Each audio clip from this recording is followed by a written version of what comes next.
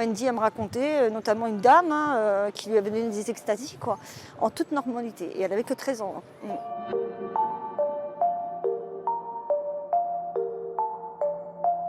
Le 17 janvier dernier, Andy, 14 ans, fugue pour la énième fois de Saint-Brieuc, là où résident ses parents, pour rejoindre la capitale. Avec son père, on a décidé de venir ce lundi sur l'arrondissement du 19e.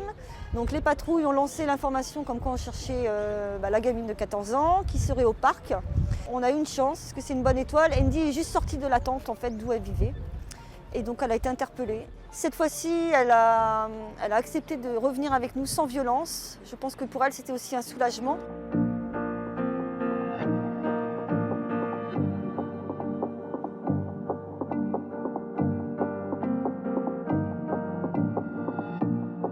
À 3 jours près, elle mourait. Elle avait perdu 20 kilos, elle était pleine de pus.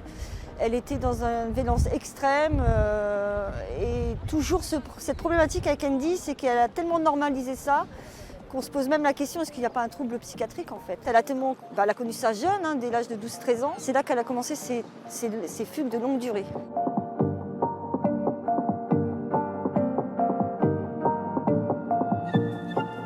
Donc les 15 premiers jours au mois de juillet 2020, on ne sait pas ce qui s'est passé.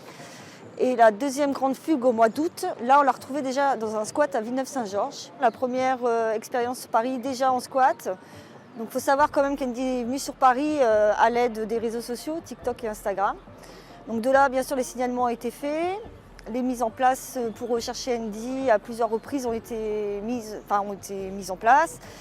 Sauf qu'il s'avère qu'à chaque fois, c'est nous parents qui sommes nous la chercher et qui avons pu la récupérer.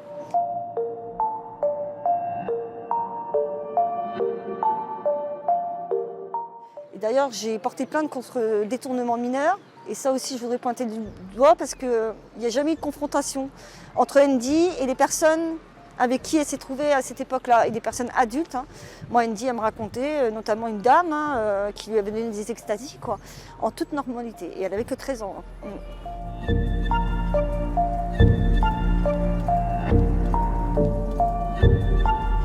Andy a eu les réseaux sociaux de très bonne heure. Dès 11 ans, elle avait un portable. Mais c'est surtout l'entrée au collège qui a tout perturbé. Elle nous a dit « je deviendrai délinquante ». Alors je pense que c'est l'emprise en fait, tout ce qu'on parle d'emprise.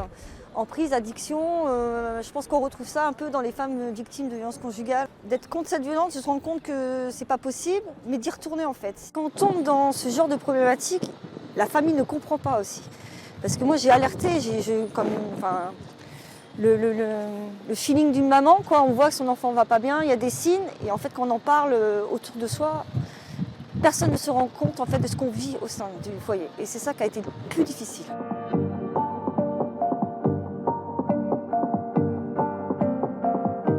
Là je suis contente, c'est vrai que je suis dans un état moins pitoyable que les autres fois, parce qu'à force je crois qu'on s'habitue et qu'on devient un peu une guerrière en fait. Et qu'on se dit faut pas pleurer, faut pas baisser les bras, faut garder le courage parce que tout le combat reste à faire en fait.